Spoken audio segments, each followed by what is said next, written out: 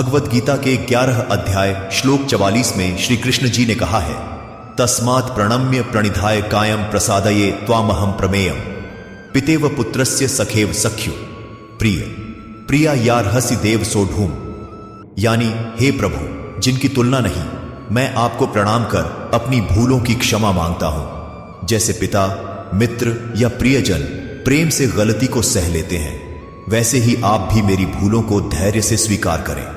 कुछ लोग जिंदगी में इतने तेज भागते हैं कि उन्हें सच में लगता है अब सब मेरे कंट्रोल में है, मुझे किसी भगवान की जरूरत नहीं। मनीष भी ऐसा ही सोचने वालों में से एक था।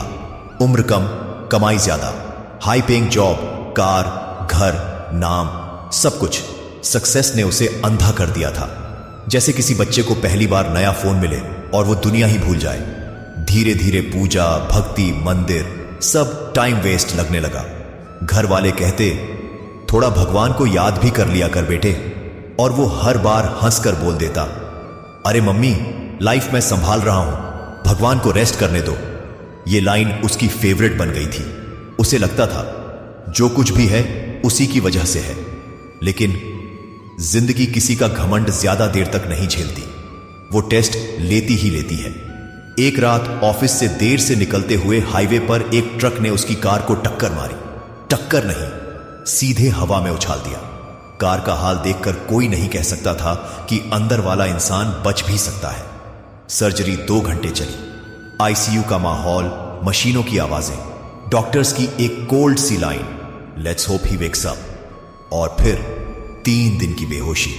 3 दिन बाद जैसे ही उसकी आंख खुली, सबसे पहला एहसास दर्द का नहीं था, खालीपन का था।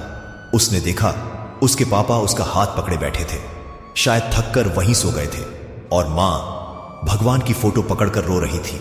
उनके होंठों पर बस एक प्रार्थना, हे राम, मेरे बच्चे को ठीक कर दो।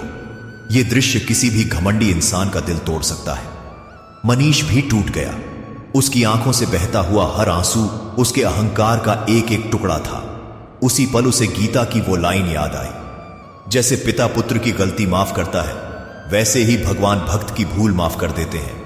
उसने आंखें बंद की और बहुत धीमी आवाज में कहा, भगवान, मैंने आपको भुला दिया था, पर आपने मुझे नहीं छोड़ा। वाकई कई बार भगवान इंसान को नहीं पकड़ते, बल्कि गिरने देते हैं, ताकि वो समझ सके कि उड़ने की ताकत अपनी नहीं थी। उस हादसे ने मनीष को बदल दिया। वो न बाबा बना, न सन्यासी, लेकिन अब उसकी सुबह एक ही लाइन से शुरू होती है, हे प्रभु, मैं भूल जाऊं तो आप मत भूलना। क्योंकि उसे समझ आ चुका था, कंट्रोल कभी उसके हाथ में था ही नहीं। इस कहानी का यह मतलब है कि जिंदगी में जब सब ठीक चलता है, इंसान अपने आप को भगवान से बड़ा समझने लगता है। लेकिन एक हादसा ही काफी है यह समझाने के लिए कि कंट्रोल हमारे हाथ में कभी था ही नहीं। हम भूल जाते हैं, पर भगवान नहीं भूलते। वो हमारी गलती, घमंड, दूरी सब बर्दाश्त कर लेते हैं, ठीक वैसे ही जैसे पिता अपने बेटे की बेवकूफियां सह लेता है।